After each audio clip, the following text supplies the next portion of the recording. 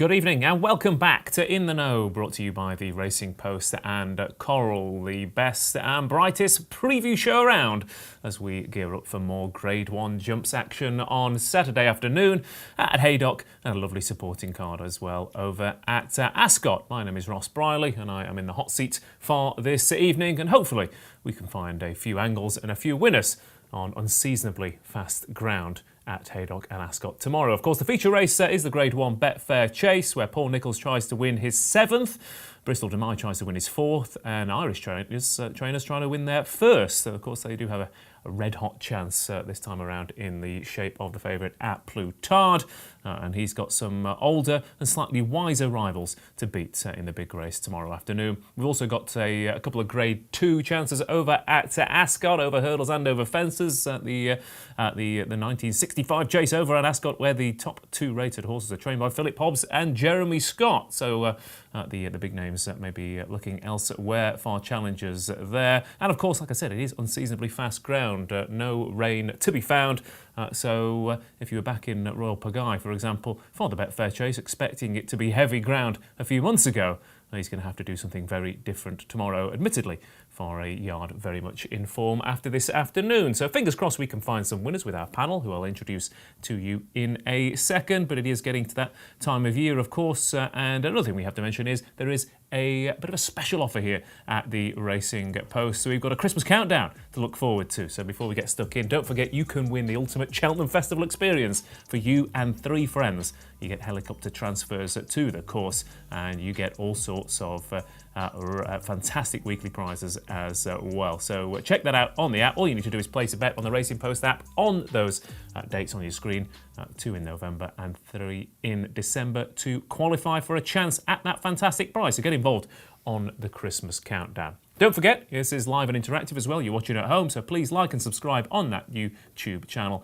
and get involved on the chat as well. I've got the chat box in front of me, and we'll get your selections read out as the evening goes on. But we've been doing this all year, but it feels like several months since the man to my left has been in the studio with me. God knows what he's been doing, but it's an absolute delight to be joined once again by Paul Kealy. You get lost on the way to the studio. Backing losers, what I've been doing. Right, okay. On a rather too regular basis. Hopefully it's all going to change. But... I was going to say, well, thanks for getting that out of the way while you're not here. I appreciate it. Back the losers when you're not here. Yeah, unfortunately they've been in the paper all too often over the last few weeks. I need to stem the tide. I did have one winner yesterday, but it was again a few near misses today. Just frustrating time. But I do fancy a few tomorrow.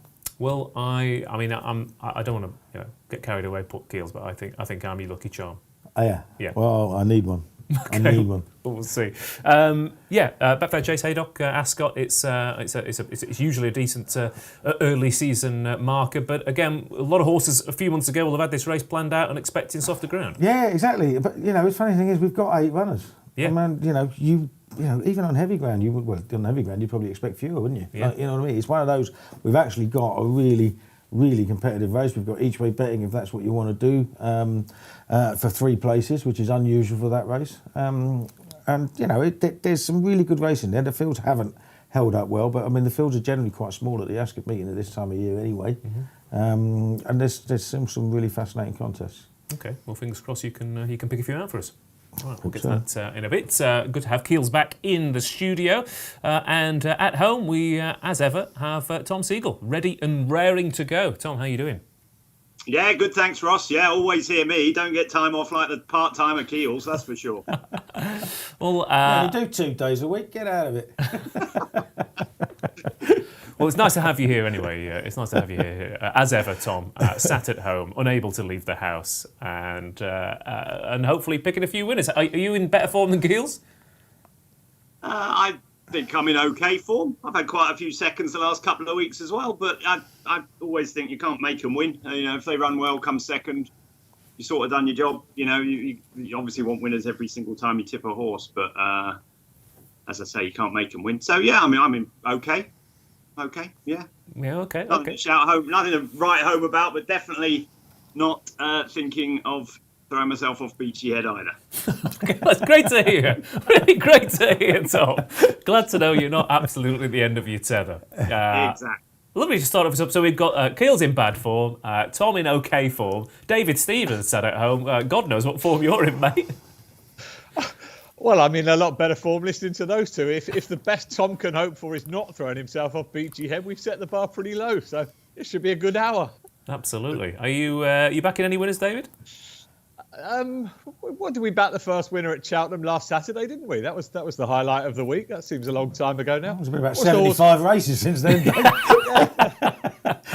Yeah, but to be fair, I think that was genuinely the first time on this entire show that all 4 people on it agreed on one horse. So all we need to do is wait for that to happen. We'll have like 2 bets a year, but they'll come off, David.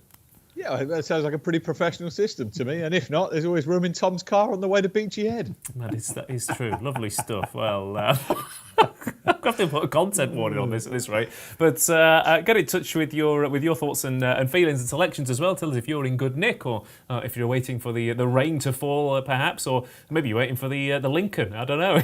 Whichever way it's going. Get your picks in. Got quite a few people at home already watching. Hello to Helen Sheridan and a few others. Hugh Masson, Damon Moffat's already got in touch. Darren Walker. And George Murray says the more Tom said he was in okay form, the less I believed him. So yeah, it's the Segal. The Segal doth protest too much, I feel. I think I had 5 winners last week on this show, my friend. Who was that? I'm after him. Yeah, I think you did. Strictly a Dance is the only one, just because when it won, I had an image of you dancing to celebrate, which.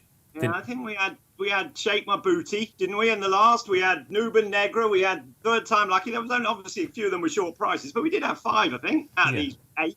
Okay, well, okay. You've got to top that.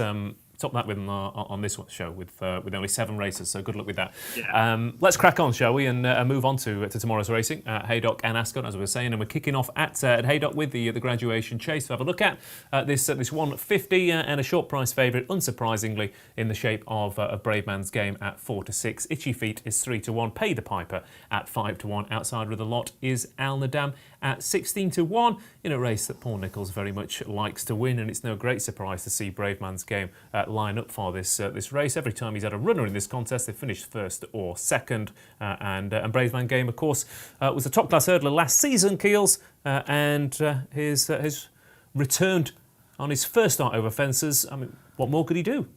Well, yeah, I mean, he looked great. I mean, there's no knocking him. He jumped like a stag and he toyed with Fusel Raffles. He was getting £12. I don't think Fusel Raffles is all that good these days, to be honest. I mean, he did win the Charlie Hall, but he would have been beaten 20 lengths by Chamblou. Point is he or is he not being priced up? Is he already a superstar here? Because he's a 4-6 chance against a horse who's only just finished a length second to All Mankind and an old Rome Chase, and he's only getting £4 off him. And this is only his second chase of his life. Now, Itchy Feet is, he's always been potentially quite good over fences, isn't he? But he's clumsy. And he'll probably make a couple of mistakes. I want to know because there's many things you can say about Itchy Feet, but none of them not necessarily live on air. Yeah, absolutely. Yeah, he's far from the most straightforward. But Pay the Piper is not a mug by any stretch of the imagination either. Finished 9 lengths ahead of Espoir de Rome at Carlisle last time, only just getting beaten by Fiddler on the Roof. These are 2 serious rivals. Al Nadam, I expect, will need it and does want bottomless ground. But the other 2, I think, are serious rivals. I want to see Brave Man's Game win because I think Britain especially needs a top class up and coming staying chaser. So I hope he wins, but could I back him at 4-6? No, I don't think I would. Okay, because I think they're 2 serious rivals. Okay, yeah, because it would be nice to see him up against Bob Iger and maybe Galopin de Champs and all sorts of those potential nice novices. But I mean, last year, once he got to the spring, he did come up a little bit short, but they've always said he's going to be a better chaser. Yeah, he came up a little bit short, but against very good horses, and he's obviously going to be a better chaser given the way he jumped first time out. But I mean, obviously Haydock presents a far stiffer jumping test than Newton Abbott. Yeah. And these 2 rivals, I think, will probably present, especially at these weights, will probably present a far stiffer test than Fusel Raffles. If he feels it, if he comes through with flying colours, then we've got a serious horse. Okay, so Brave Man's Game potentially laying down a challenge for Grade 1 glory in the spring. Tom, do you think 4-6 is about right for him? I think he should be shorter, really. I think he'll win easily. I think he's miles better than these. I don't think Itchy Feet jumps well enough to beat Brave Man's Game. But like Keels, I don't bet at 4-7 or 4-6 or whatever it is, especially not in a horse that's had 1 run over fences. I think the fences are the danger. I think he'll be too good for the others if he jumps round or if he jumps like he did at Newton Abbott. I really do. I don't think I think he's a properly good horse, a Grade 1 horse, and I don't think the others are. So I think he'll win. But would I back him at 4 to 6? No, of course I wouldn't. He's having his second run over fences. Okay. Quick shout out for Pay the Piper. You mentioned the horse in brief, but a very underrated yard, in particular with Chasers. Just look, 16 wins from 50 runs, 32% strike rate, 41 level stake profit. And of course, they target races really, really well, don't they? And they often rack up sequences. And I mean, compared to the battalions that Nichols has got, I mean, just and how much exceptionally good at what they do, and with the material they get to work with, always get the best out of them. And I'm sure he will run a good race. He's a decent up and coming horse himself. Okay, David Stevens. This is one of those races that you kind of looking to not dodge necessarily, but obviously it's a kind of horse that people will be putting in multiples and doubles and trebles to try and boost up their winnings, and they won't put even a second thought in putting Brave Man's Game in a lot of those bets. Absolutely. I mean, he's priced accordingly, as Kealy said, as if he already has fulfilled his potential. We've obviously yet to see that. I've been looking at this, considering there's only 4 runners. I've probably looked at this race more than any other of the 7 we're looking at today, and just thinking, is he exactly that? Is he the right horse to start all the ACCAs, or is he one to absolutely take on? And then if you're going to take him on, is it with itchy feet or Pay the Piper? For me, I'm afraid I hate saying it as a bookmaker. This is a race to watch, but look, let's hope Brave Man's Game is as good as Paul Nichols thinks he is. And you mentioned his record in this race. I mean, he does run his good ones here, so that bodes well. But it just worries me that as a hurdler, I know he was a Grade 1 winner, but he wasn't top class as a hurdler. And when time comes around at the festival, will he not quite be up to scratch? But listen, he may not have to be that good for this one. Yeah, Brave Man's Game then is 4 to 6 then here. Not particularly a betting heat, Keels. What are you? You're not going to play this one? I'm not going to play. I want to see Brave Man's Game win. Okay. And Tom? Yeah, Brave Man's Game will win that. No worries. David? Well, look, we all agreed on the first winner last week, so let's all agree that Brave Man's Game will win this. Okay, there we go. Yeah, fair enough. I almost disagree just out of spite then. But yeah, I agree. And hopefully Pay the Piper will run on into to second for a very much underrated yard. A few people, no real particularly huge opinions of those. Patrick Brosnan says 3 to 1 for Itchy Feet is too good to ignore. And Scott Fleming says Pay the Piper at a good price. Brave Man's Game is a bit too short in the odds for you. Well, there you go. Pick and choose the races that you attack this weekend. As we move on from the opening race that we're going to preview tomorrow, that TV race, onto the next race at Haydock. We'll do the races at Haydock and then move on to Ascot. And we've got a Stayers Handicap Hurdle here over 3 miles. Always an absolutely blinding event, this, and potentially a stepping stone to greater glory. Of course, the likes of Paisley Park, Dinas, Grand Cru have won this before going on to run at the very top level. So there could potentially be something lurking who could, at the end of the season, be running on a significantly higher grade. Well, let's have a look at the betting. Right place, right time, and Riggs, a 5 to 1 joint favourites here for Emmett Mullins and Dan Skelton, respectively. Orby's Legend is 11 to 2, Flight Deck 7 to 1, Base Rock is 9 to 1, 10 to 1 Don Levant, 12 to 1 Gladiator Allen, and Did They Leave You Out 2, and then bigger prices the rest. First things first, David Stevens, what have you got each way betting wise? Because of course this is always a hotly contested event. Yeah, at a time when small fields are all the rage, this is a decent looking field. So we've got 5 places each way in this one, and 5 to 1 the field there, as you say, the first 2 in the betting. I think we might need all of these 5 places. Lovely stuff. Okay, 5 places to aim at. Tom, I'll come to you first and get your thoughts on this, because like I said, this is often one of my favourite type of races. I love these stay in handicap hurdles where you've got horses who are stepping up in trip. There's improvement, there's potential, and there's possibly a horse with the best part of a stone in hand. Well, there could be. Obviously, I think you're probably talking about the Irish horse. Personally, I can't back him. No, he's got loads to find. Now, he might do it, but I think he's priced up on reputation of trainer rather than the form of horse. Now, he might be one of these good things.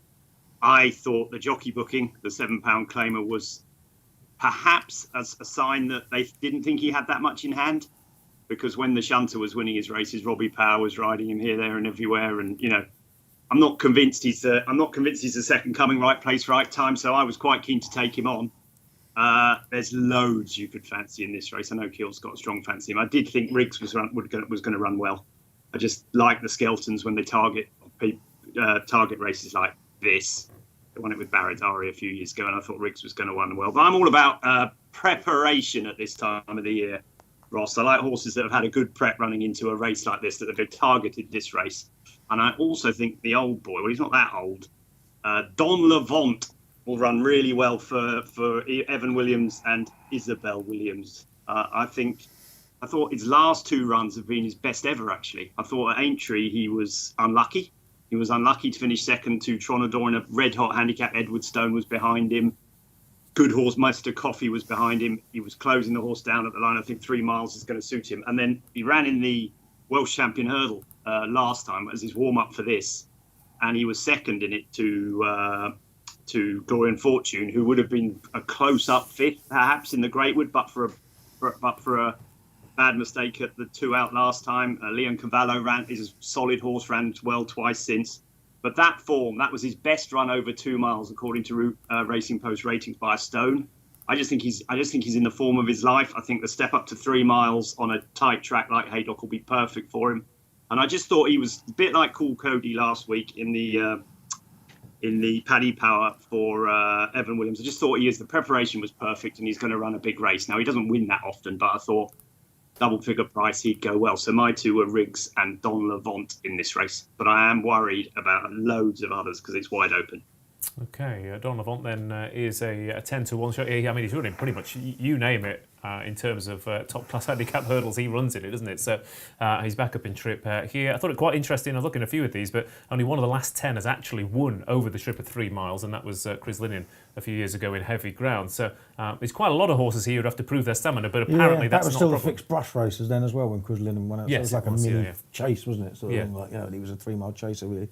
I mean, those 2 that Tom's mentioned, they were on my list, and I come back looking at them, and I thought, well, Riggs, he's one place behind the horse that's a complete outsider in the field last time out. Like, winning's everything for Harry Fry. Now, don't get him wrong, he was very eye-catching at Aintree, and that race produced the winner in 2018 and 2019, although both of those 2 won it, Paisley Park and Stony River.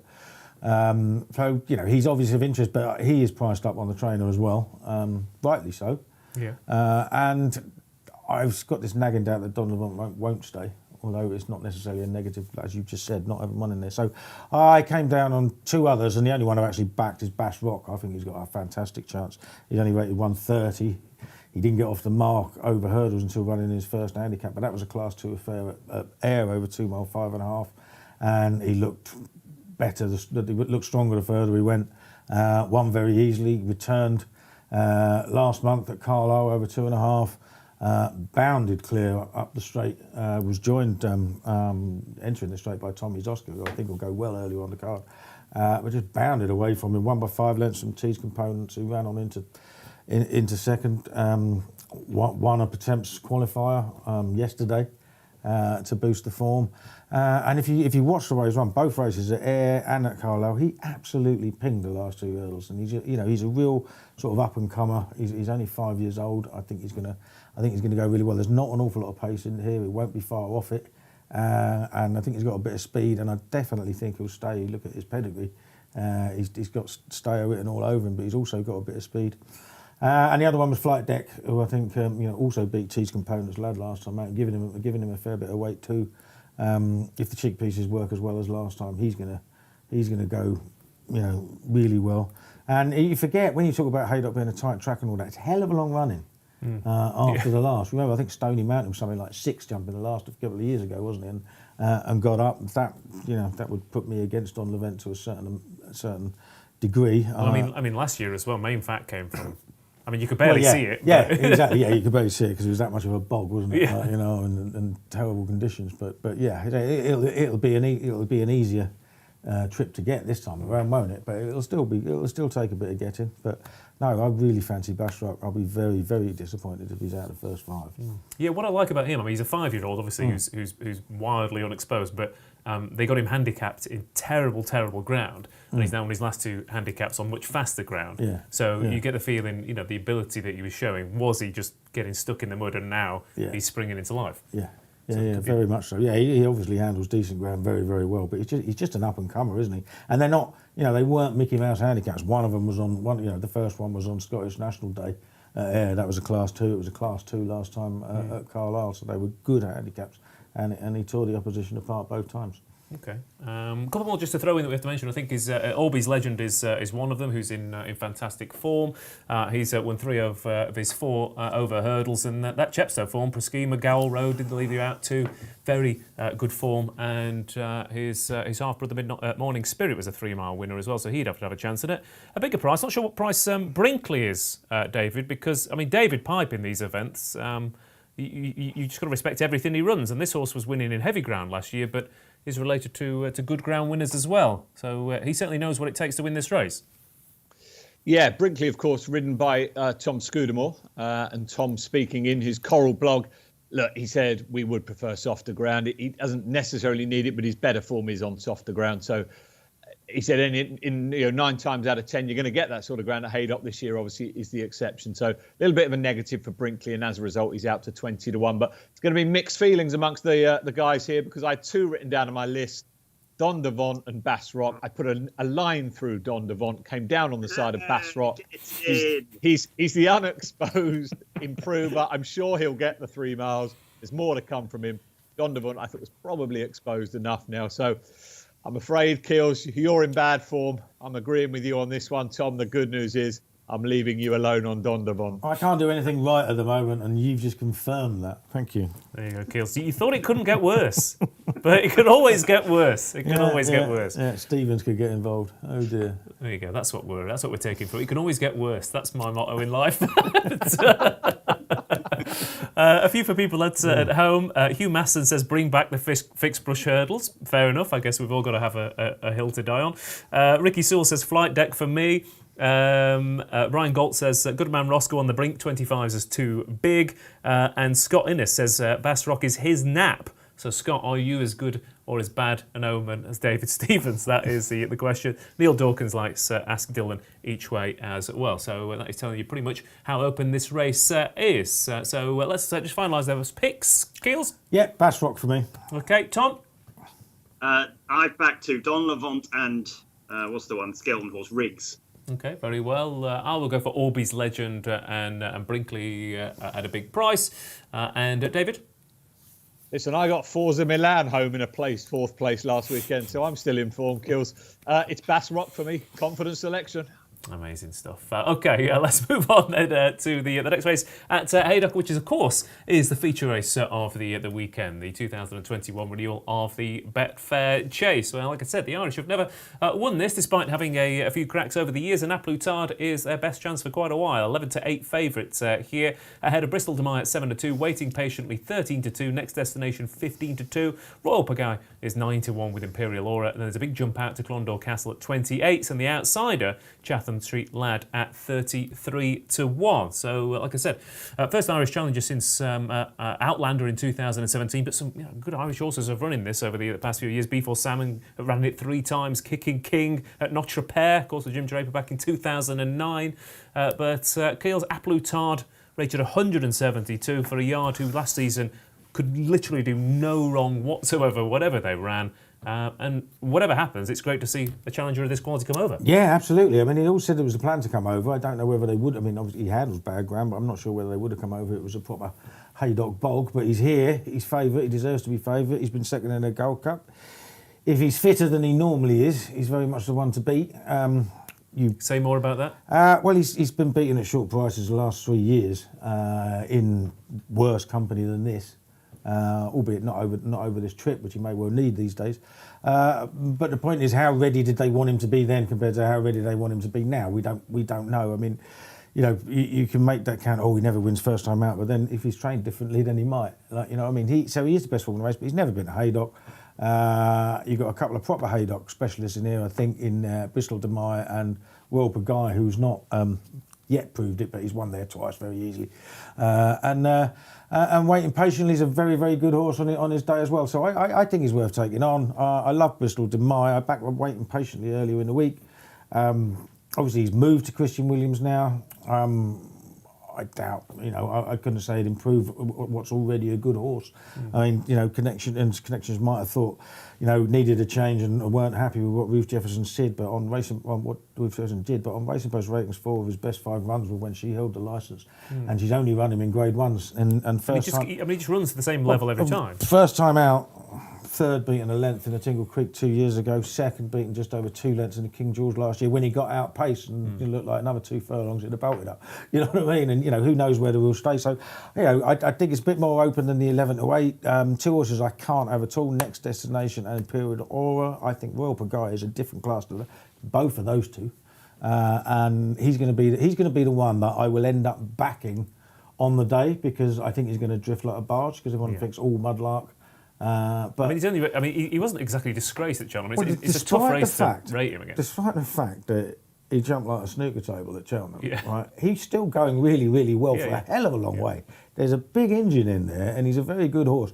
Whether he actually does want bottomless ground, I mean, I was told, when he started his winning run last year, that he comes from a family of tractors, like, you know what I mean? So he might well want it, completely bottomless, and that's it. But he's going to end up, because I think he'll end up a bigger price than that. He's going to end up being a silly price, I think, and I might end up backing him. But the one I have backed is Waiting Patiently. Okay, Waiting Patiently switches to Christian Williams, who of course does really well with staying chasers, Kitty's Light, Limited Reserve, Potter's Corner, those kind of animals. So he could improve. Waiting Patiently for the Betfair Chase tomorrow. But the class act is at the top of the betting here, Tom. And Keels wants to take A Plus Tard on. Do you? The prices. Yeah, I think you have to. I mean, he's one of my favourite horses in training, A Plus Tard. I think he's a Gold Cup winner waiting to happen. But this is Haydock. Totally different. We see it year in, year out. The Haydock specialists come to the fore. I think Bristol de May, once again, is the horse to beat in the race, because this will be his Gold Cup, and it won't be A Plus Tard's Gold Cup. I think he'll be fit. I think A Plus Tard will be ready to go. But he is going to be better as the season goes on. He always is. So I wanted to take him on. I thought Bristol de May is a solid one, but like Keels, that you could make cases for all the others. Like him, I don't fancy Next Destination. I think his form is a little bit below the rest. I do give Imperial Aura a better chance than Keels does, actually, because I just think him and Bristol de May will go off in front. Kim Bailey's horses are beginning to hit form, and I just think he's better than he showed. I thought the win at Galvin, I spoke to Davy Russell, actually, well, I didn't speak to him, but I read Davy Russell talking about when he won the handicap at Cheltenham, and he said he couldn't believe how well Imperial Aura beat Galvin. He said he came there to win. He thinks Galvin is a top horse, and he came there to get him, and Imperial Aura just kicked away from him again. So if he stays 3 miles, I give him a shot. I'm not sure I like Keels. I think he's got to improve to win this. I thought Waiting Patiently was the bet, actually. I just thought, as Keels points out, the first time up is good. His form, he was second in the King George last year. I think going this way, actually, I think 3 miles suits him perfectly. He's got Haydock form. Christian Williams will have trained him for the race. I just think he's going to go well. I'm not sure he can beat Bristol de May, but they would be my two, Bristol de May and Waiting Patiently. Okay, Bristol de May 7-2 shot. Waiting Patiently is 13-2. Bristol de May obviously absolutely loves this race. This horse alone, I had a look, is responsible for almost 20% of Darryl Jacobs' prize money in the past 5 years. So he's an incredibly reliable horse. And again, so he only wins this Grade 1, doesn't he? But I mean, I love him. I loved him for years. Like, I got absolutely carried away when he won it the first time. I thought he was going to win everything. Yeah. He's a brilliant horse. He has finished third in the Gold Cup as well on decent ground. I mean, he's not entirely a one-trick pony, and he has won this race on good ground as well. So, I certainly wouldn't begrudge him a win if he's there and battling around. It'll bring a smile to my face if he wins it again for sure. Okay, yeah, I've got quite a few old favourites in here. A quick mention as well. I don't think he'll win at all, but I am going to try and thieve a place from Clondor Castle. Running on, he's a proper good ground horse, and I think this race will suit after that pipe opener at Wetherby. I think he was given a little bit too much to do with potentially this race in mind. So I'm hoping Clondor Castle runs on for a bit of each-way thievery. David, what have you got up your sleeve for the Betfair Chase? Yeah, well, as Kill said, we've got 8 runners, so it is 3 places anyway. 28-1 Clondor Castle. I'm going to go to say that the betting is just the wrong way round here. You've got a 3-time winner of the race who goes well fresh, who's won this race on good ground. up against a horse running for a trainer whose horses have just been needing the run. I mean, Put the Kettle On ran no sort of race last weekend. Obviously, Minella Indo got beat first time out. I think the betting is just plain wrong. I think Bristol de Mai should be favourite. And at 7-2, it really is, for me, it's a very, very confident selection. As the guys have said, this is his big day. And what a big day it could be. 3 wins in the race already. In terms of A Plus Tard, there'll be other days for him, but he's got to be taken on at 11-8. And again, I agree with the guys. I think waiting patiently, second in the King George's rock solid form. This 3 miles will be right up his street on good ground. So let's get A Plus Tard out the first 2. Well, there you go. Strong words indeed. Taking on the 11-8 shot, A Plus Tard, who, again, he's rated 172 and he's 7 years old. So if he continues the progression last year, he could be leaving these for dead come March. But I guess that's the point, isn't it? Come March is the key thing there. A few selections at home. Hugh Master, Royal Pagaille is fine talking about the favourites going for that one. Waiting patiently for Darren Walker at 7-1 is his bet. Helen Sheridan disagreeing with you all and going with Next Destination, as is Dante 44. Don't do it. It's got no chance whatsoever. Strong words. I mean, he's the one who I did look at and think he can't. He's too old to improve to that level. Surely he's too slow. He's got cheek pieces on, which means they're almost certainly going to go forward with him, and they're going to take on Bristol de Mai, who will break him. Yeah. Okay. There you go. That's either the clip that we put out or the clip that we bury. Don't shoot the messenger when it all goes pear-shaped with it. So the big race of the day then, the Betfair Chase coming up on Saturday. Paul Kealy, what's the bet? I'm going to stick with waiting patiently because that's the one I tipped earlier in the week. Okay, very well. Tom? I hope Bristol de Mai wins, Ross. We've had 10-year-old Q Card, 11-year-old Quarto. Amazing that Bristol de Mai is still only 10. He seems like he's 110, but he's still only 10. I think he'll win again. Yeah, it seems like about 50 years ago that I backed him in the JLT. And David? Bristol de Mai should be favourite. Bristol de Mai will win.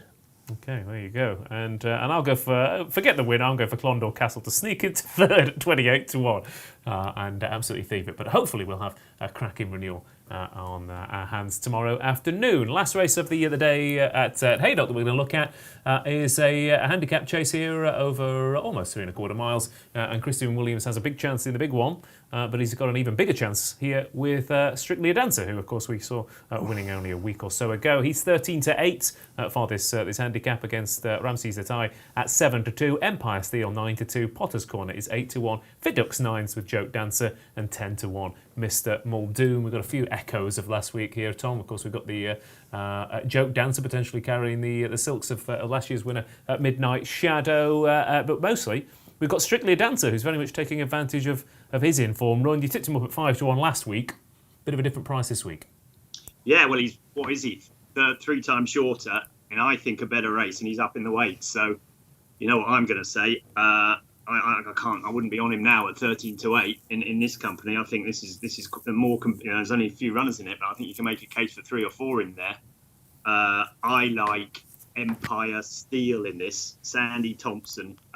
He's won first time out each season. He would have won 3 out of 3 over fences. He made a mistake 2 out. Otherwise, he'd have won at Ayr in the middle. And then he went to the Grade 1 at Aintree behind Chantry House, and he was 12-1, believe it or not. He was 12-1 to beat Chantry House. That's the Kim Bailey horse that fell over. You know, it was a proper good race, and he was only 12-1 to win that.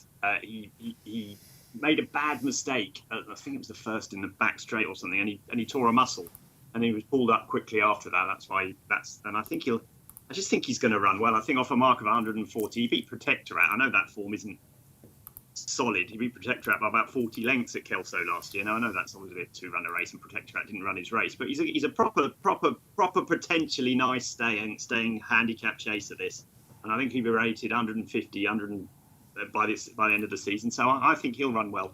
I also think at a bigger price, I was tempted by Joke Dancer, the one you were talking about, the Midnight Shadow owners. I just thought that maybe he was ready for a step up to 3 miles. Doesn't look like it. It doesn't look like he even stays 2.5 miles. But sometimes these horses sort of get in a better rhythm. I'm not over 3 miles and can stay further than you think. The Smith team are flying, aren't they? They had a couple of winners yesterday. They obviously had Midnight Shadow as well. So at a big price, I thought he'd go well. But I like Empire Steel, really. I hope he wins. I think he will. Okay, yeah, another big chance for Sandy Thompson then. 3 runners tomorrow and big chances with all of them. Empire Steel at 9-2 and Joke Dancer at 9-1. Obviously, I mean, Empire Steel, not Protectorate form, would waltz this by half the track. But you were nodding away to my left. I mean, Thompson said, everything I would say. I mean, I still cannot believe that Strictly a Dancer hasn't drifted. Why is that? Well, first of all, this will be his 4th 3 mile plus chase in the space of 6 weeks. Secondly, he's won the last 2 of them. One off a mark of 110. One off 115, although with a £5 claimer on.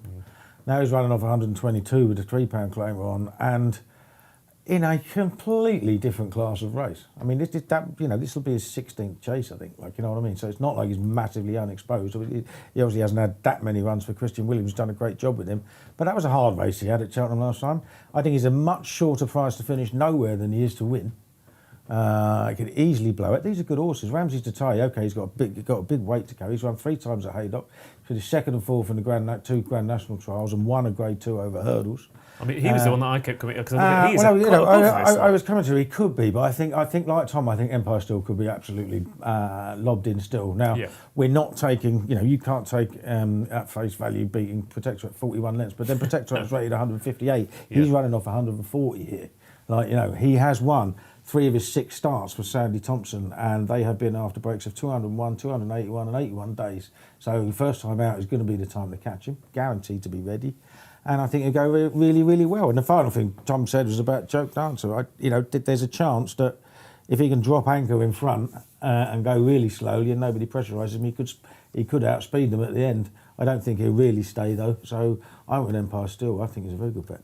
Okay, Empire Steel then is a 9-2 shot here, and it's on his handicap debut. Yeah, and I quite fancied Ramses to tell you. We're talking about Haydock horses. He's a Haydock horse. He's won over hurdles. He's run 2 blinders over fences. He's £2 below his last winning mark. He potentially a Bristol Demai in the sense that he loves Haydock, but he also loves soft ground. But I thought he was just potentially good above this lot. So fingers crossed he runs a big race. But again, we're all taking on the favourite here, David. Whether that's a habit or very accurate, but are you with Strictly a Dancer or are you against? No, I think at the prices you've got to be against him. His winning run may not have stopped, of course, but at 13-8, do you want to take the chance? Ramsey Detay, for me, as you said, loves Haydock. He's had his run over Haydock hurdles. It'll put him straight for this. Fergus Gillard takes off 3. And if we're going to take on the favourite, it's the second favourite for me. But if you do fancy the favourite, you fancy Christian Williams, Strictly a Dancer. He's also got Potter's Corner in our first enhancement of the night. Christian Williams to win this last race at Haydock was 11-10, now 6-4. But not a lot of love for Strictly a Dancer here. But if you do fancy him, 6-4, and you've got the other Christian Williams runner as well. Okay, maybe dutching the 2 Williams runners here then. 6-4 out from 11-10. Strictly a Dancer or Potter's Corner to win at Haydock. But our pundits don't think that's going to happen. Keels, what do you think is going to happen? Yeah, I like Empire Steel. I can't believe anyone wants to back Strictly a Dancer at that price. If he's not bigger than 2-1 tomorrow, I'll be surprised. Okay, and Tom? Yeah, I think Empire Steel will win this. Okay, very well. I will go for Ramses Detay, although Chalk Weasel tells me it's got absolutely no chance on good ground. And David? I'm willing to take on anyone called Chalk Weasel, and I'm going to make it 2 votes apiece for Ramses Detay. There you go, lovely stuff. Thanks for getting in touch, though, Chalk. As we're going to call you on the short. No other real selections for this one, so I think it's probably best we move on. We'll go to Ascot in a second, but just another reminder that, of course, we do have a going on Racing Post Christmas countdown. It's the 19th of November, but it's going to feel like Christmas if you win this, I tell you. The ultimate...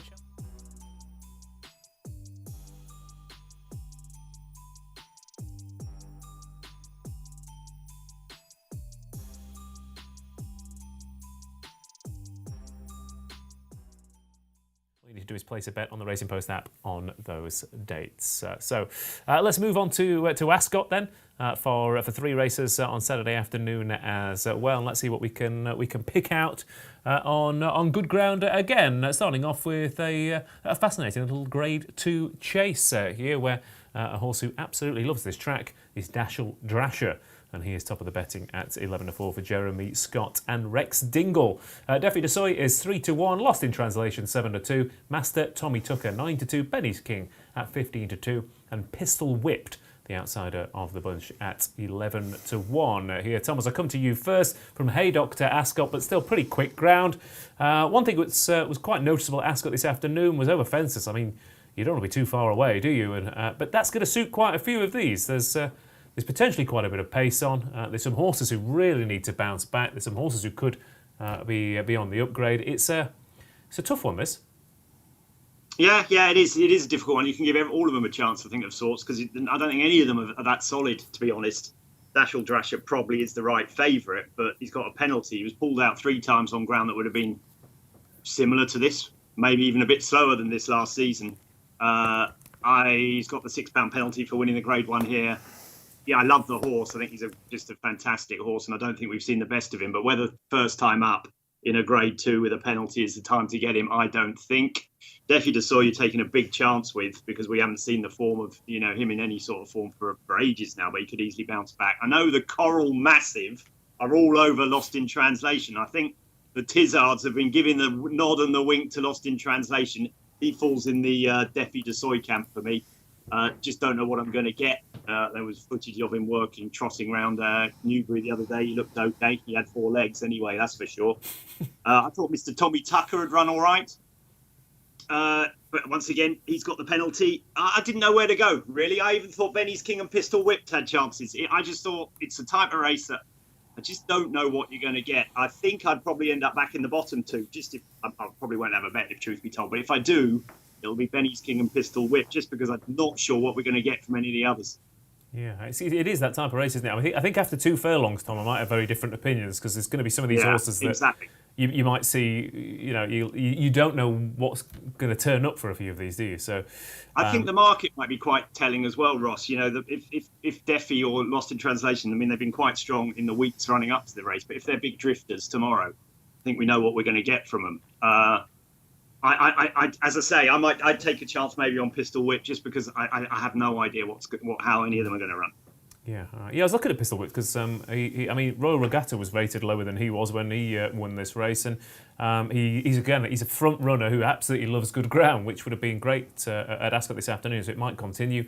Benny's King's won, I think, the last 4 seasons he's won his second start. Dashel Drasher loves the track, but has been pulled out 3 times on good ground or good to soft ground. It's a nightmare, this, Keels. Well, where do you go in it? I mean, if you look, I looked on the BHA website, and they were explaining away their going stick reading, which is like a heavy ground going stick reading, and it said, "Oh, is it?" Right. We said we verti-drained it, which means basically they punctured a load of holes all the way through the course, like to aerate it. Right. And no matter how many holes they punched into the course, there are still more of them in these 6 horses, aren't there? That's the thing. I mean, how can you actually have a firm opinion over what's going to win this? You've got a favourite who hasn't won first time out for the last couple of seasons, was monstrously below form first time out last season, and didn't run in a Queen Mother Champion Chase or a Melling Chase because the ground was too fast, and it's softer than it is going to be tomorrow. So how do you back him at 11 to 4? Defi de Soy and Lost in Translation are candidates for last and second last on everything they did last season. Yeah. They both had wind operations. We're all singing about how good Lost in Translation is now, but they say he doesn't want to go right-handed. 2 pulled ups in King George's, and this would be his 3rd wind operation since March 2020. Every time you see him, he's on the bridle. What's he going to find? Yeah, and then That's he's just empty. Yeah. You know what I mean? So how do you back either of those two? Now, I backed at Benny's King earlier in the week each way when there was 3 places, because he does go so well on his second run, as you mentioned. Minor question mark ground, because he obviously, again, he likes really soft ground. But 2 years ago, he won second time out at Newbury, and it was officially good as soft. But both Racing Post and Timeform said it was good. I think that year in particular, Newbury's ground was riding faster than the official verdict pretty much all year. So he does handle it. You've got to give him a shot. Pistol Whipped, I think that spring summer form, and he'll be tailed myself. I think he won't be worth his mark. But if I was going to have a win bet now, it'd probably be Master Tommy Tucker, because he does like decent ground, and he's a free goer. He'll be up there. If he doesn't make a mistake, he's a very good horse. Again, this is absolute minimum stakes waging for this sort of race. Just who knows? Okay, there you go. Not too many strong opinions, David. But apparently the Coral Massive are all over Lost in Translation. Big Bill Murray fans, I hear. This is a race that no horse can win. I wouldn't say the Coral Massive are all over it. Obviously, we do sponsor the team, and Joe has done the blog for us today. Look, they're really happy with him with what he's shown at home, but they've said themselves he's got to go and show it on the race course, which he hasn't done. Now, it is 2 years, of course, to the day since his biggest day when he won the Betfair Chase. It would be great. Him and Defi Dessau bounce back. I mean, they had a brilliant rivalry as novice chasers. It'd be great to see them jump in the last upsides, but big question marks over both of them. Big question mark even over Dashel Drasher's participation, and he's been easy to back all day as a result. Jeremy Scott was actually interviewed earlier, and there is, unsurprisingly, a big question mark. I think they're going to take a look in the morning, so we could lose the favourite. Defi Dessau and Lost in Translation, brilliant at best, but those good days do seem a while away. There's holes in all of them. Benny's King was a big anti-post mover. I think, Kills, you probably put him up at the start of the week. But yeah, it really is it could be a fascinating race, but it's an impossible race to have a strong opinion on. Yeah, there's huge positives and negatives for them. Again, other things I've written. I mean, like the favourite potentially, he's unbeaten at the track 4 from 4. Defi Dessau, other thing. I mean, Tom O'Brien is in the sideline. He's riding fantastically well this season. It's had a wind up, of course, and Tom O'Brien or Defi Dessau. Yes, that's why he's right. That's why Tom's riding so well. Yeah, it's hard to believe. Defi Dessau went on 4-9 for Champion Chase, didn't Yeah. you remember? You know what I mean? But then he just completely lost the plot. That's the second time he's lost the plot in his career, isn't it? So who knows what to expect. The backup in trip, so again, that's the potential unlocking of his old ability. Because last year was a bit, I mean, sort of when he was winning over 2.5, you wouldn't have said, "Oh, I'm going to back him for the Champion Chase," would you? Oh no, absolutely not. No. Certainly, and I think Ruby Walsh has did an analysis of him that year, and he does not jump like a 2 mile chaser, not fast enough. But who knows what it all depends on what mood he's in, doesn't it? Yeah. Or if it's a mood, or whether he's got some physical problem, and they've given him the wind operation. But as you see with all these big yards, I mean, the amount of wind operations you see being notified in October and November every year, some of this it's just the stock thing to do. Right, send them off for a wind up. You throw the darts at the board and you hope some of them Exactly. Yeah. some of them get in. But David, I think we've got a price boost. Is that right? Yes, we have. Two of the great West Country rivals, but on this occasion we're joining Colin Tizard and Paul Nicholls together here. So if you fancy Master Tommy Tucker, Lost in Translation thrown in as well, or vice versa. Was 13-8 out to 2-1. So we're chucking those two in together in what we've all agreed is a really, really tricky race. Yeah. I mean, it's potentially a really good race as well. So 10p win then, Paul Keels on.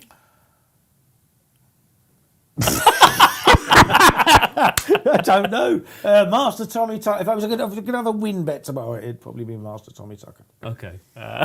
Tom? Pistol whipped. No. Sure. Okay. David? Out of nothing but sheer hope and loyalty to the yard, I hope Lost in Translation can bounce back. Okay, and I'll have 5p on Pistol Whipped as the outside of the field. I don't think he's completely out of this if he gets his own way in front on good ground. A few others, Hugh Masson says, if in doubt, get a wind up. And Scott says, Ross, you need to get a Calvin Klein jumper to match Keels and Tom. I do believe, I will definitely upgrade. I've only been doing this show for a year, so, they're... once they get to their you pay get packets. paid extra, we don't. Yes. Exactly.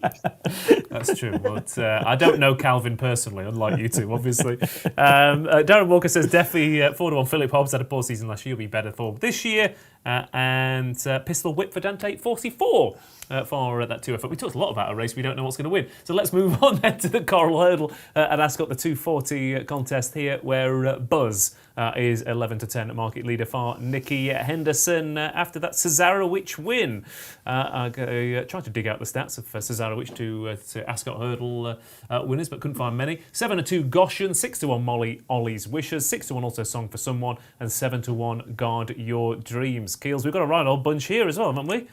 We've got Goshen. This is a good and fascinating race, isn't it? Because when they're at their best, I mean, Song for Someone, his fourth favourite, he bolted up in this race last year.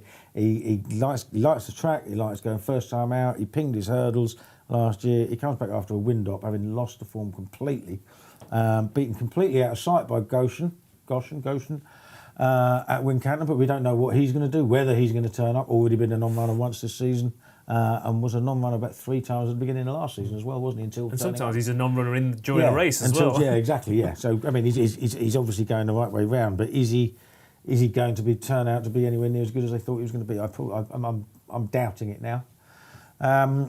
Buzz is priced up as though he's got better hurdles for him than he's got because he won a flat race last time. I mean, okay, it was a says.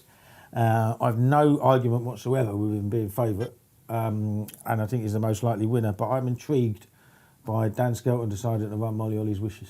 Okay. She reappeared over 2 mile, which on all previous form was way too short for her, which is why she went off at such a big price, because she was the class act in the race last time at Weatherby, and she went off about 11-4, I think. And she bolted up. She was given a blinding ride. She was given a cracking ride, yeah, but he was easing up long before the line, wasn't he? She'd have won from any position, really, when you think about it. But you know, she won that easily. It was her best form, best RPR over 2 mile by the best part of 2 stone. Now she goes up the trip, but straight after that race, Dan Skelton said he just wanted to do 2 miles because it was a long season. He didn't know where he was going to end up with her, and he was talking about Grade 1s later in the season. And he said the next target is a 3 mile listed mares event at Kempton, which is in 2 days, on Monday. And looking at the 5-day entries for that, which she's still in, she'd have been a long odds on shot at the 5-day stage, let alone when they finally declare tomorrow. But he decided to send her here anyway. So to me, she must be really pleasing him. Like I said, it's a small field. She could dominate. She might not. There is a potential pace with him with someone, depending on what mood he's in, because he chucked it in at Aintree. It wasn't a wind issue there because he just chucked it in straight away. So we don't know. Aidan Coleman's back, and he gets on really well with him, doesn't he? Yeah. But you know, I think Molly Ollie's Wishes might be a bit of a surprise package. He turned Roxana into a Grade 1 mare, and he might well do it with this one. Yeah, exactly. So Roxana didn't. It took her. She was no spring chicken. I think she was 7 when she started. Exactly. Yeah. And I just got the impression that he thinks she's really good. Yeah. And she might end up being so. So I thought at the prices I'd take a chance. Wouldn't be a massive bet, but I think it's worth a chance. Okay, Molly Ollie's Wishes then is a 6-1 shot here for Dan Skelton, who had his 1,000th career winner today. He's got 10 runners on Saturday, Molly Ollie's Wishes being one of them. But Buzz is top of the betting here, Tom. But again, this is another race where even the outsider, Guard Your Dreams, is an unexposed hurdler who won a race that's worked out incredibly well last time out. The Tristan Davies team are firing and winners left, right and centre. This could be another Ballyandy or something, improving to that level. So it's another race where everything's got a chance. Not for me. I think Buzz will win this, and I think he'll win it easily. I think it's miles better than these. If Molly's Ollie's Wishes got a penalty, and if she's so brilliant, why isn't Harry Skelton riding her?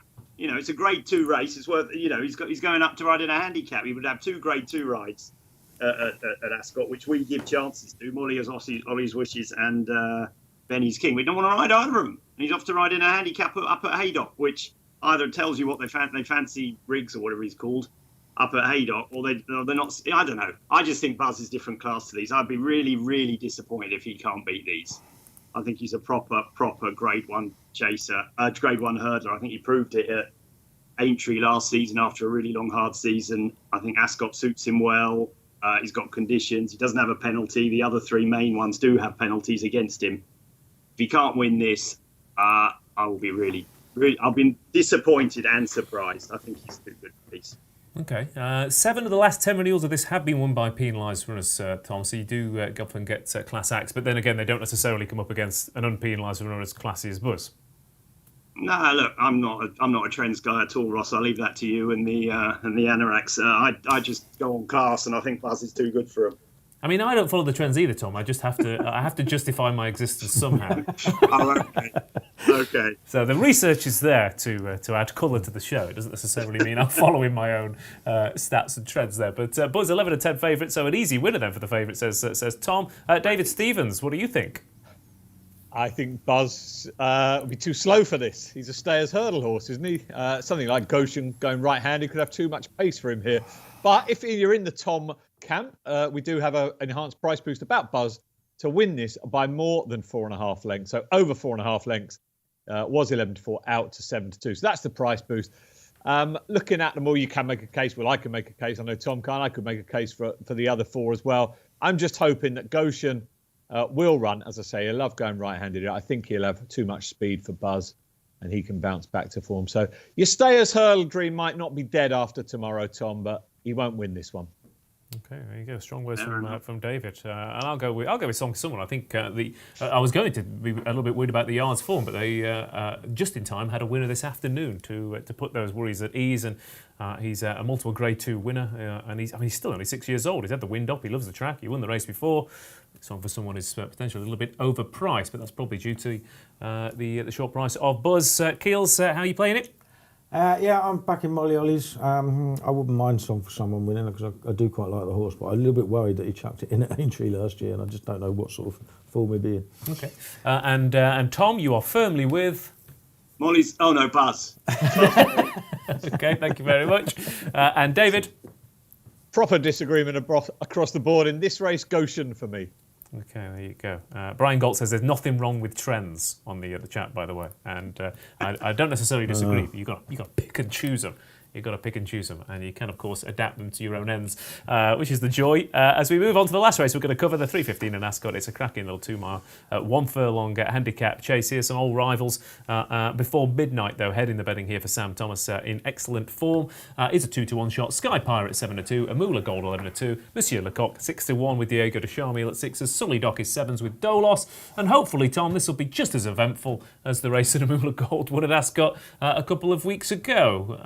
After Monsieur Lecoq looked all over the win and was done on the line. But another short price favourite here before midnight. I thought this one was maybe a little bit skinny. Yeah, I do too. I'm a times man. I'm not a trends man. I'm a times man. And everything went right for him at Cheltenham last time. He jumped fences. He jumped brilliantly, and he didn't run a great time. It was okay, but it wasn't brilliant. He's up £8. The form hasn't worked out that well. Hatcher was beaten miles the other day, and Bathiva was beaten miles the other day. Just think he might be overrated.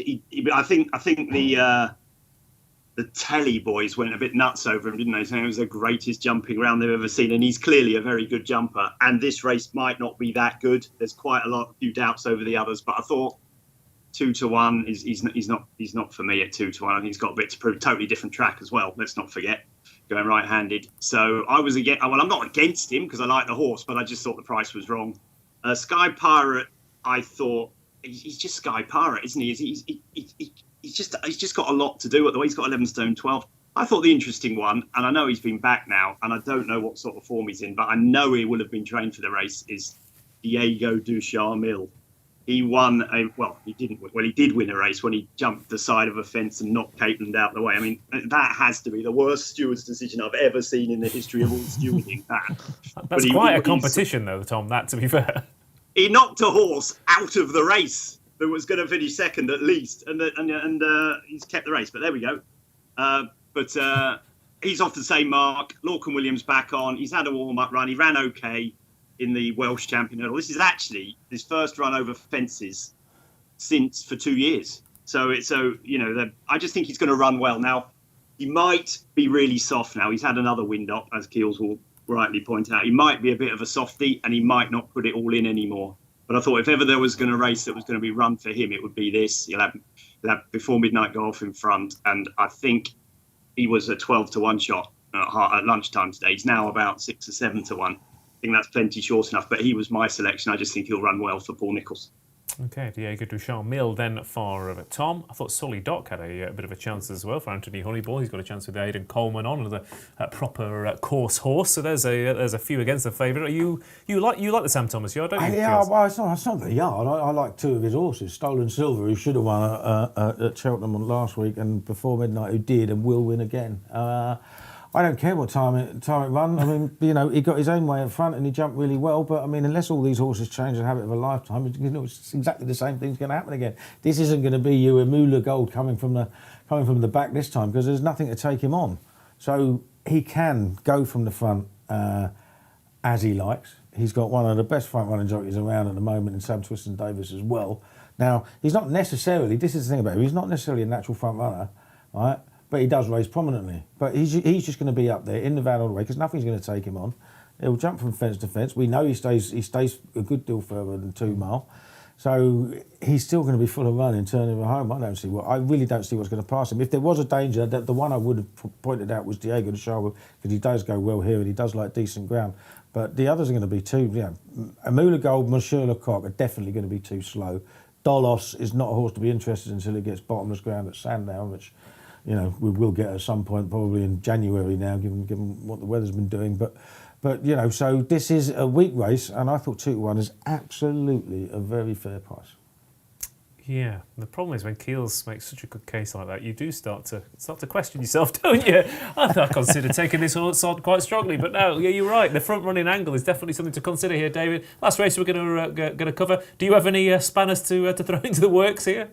No, I'm sat here doing exactly what I think you were, which is putting a line through everything else I had to say about this race. Keels has convinced me. Mate, I can make great cases for absolute no-hopers, you know that, I don't you? always, but that one was, I was like, yeah, actually, I agree with that one. That's fair enough. That's the point.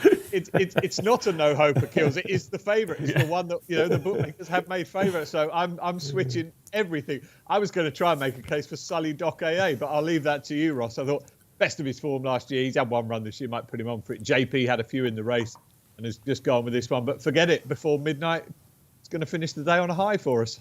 Okay, yeah. So, yeah, Sully Doc, I mean, he just got squeezed out last time out very early on and got out of his rhythm. But he's only run 5 times over this trip. He's normally over further.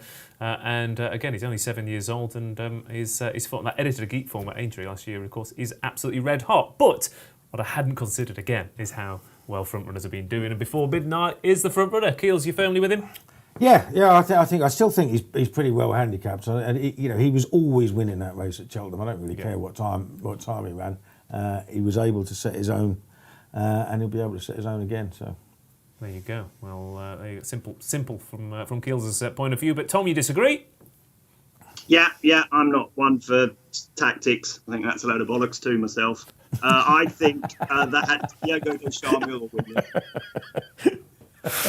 Not sure you could say that, but we've done it. Fair enough. I can't imagine that many children are watching tonight somehow. David, any thoughts? I mean, we're 2 minutes past the end of the show, so we'll just cut that off. It's fine.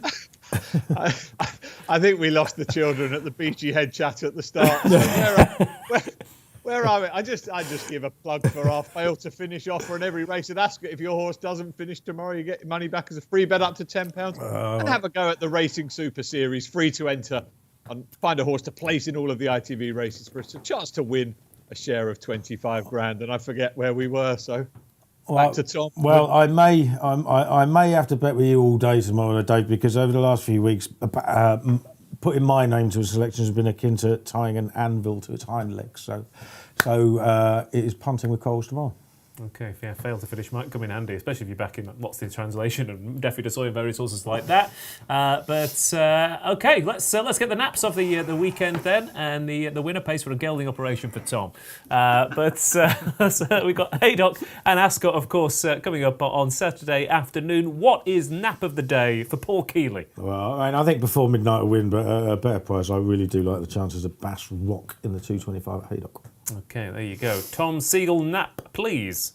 I think I'll go for Empire Steel, Ross, in the last at Haydock. Okay, David Stevens, what's your nap? Bristol de May in the Betfair Chase. Okay, very well. And which one did you go for, by the way, Tom? I got zoned out there. Empire Steel. Empire Steel, there you go. And that's all right then. Well, in that case, I will go for Sully Doc to pip Keels' front-running selection on the run-in at Ascot. Quick selections at home. Before midnight is the nap of the weekend for Scott Fleming. He's going for that one. And Helen Sheridan says Sky Pirate is just Sky Pirate. It's that kind of cutting-edge analysis that she tunes in for. For more cutting-edge analysis, we've got a lot of previews to cover as the year goes on. So thanks ever so much for joining us. Don't forget to like and subscribe to that stream. Get involved on that Christmas countdown as well. Thank you to Paul Kealy, Tom Segal and David Stevens. And most importantly, thank you to you at home for watching. This has been In the Know. Good luck this weekend. It's going to be a cracker.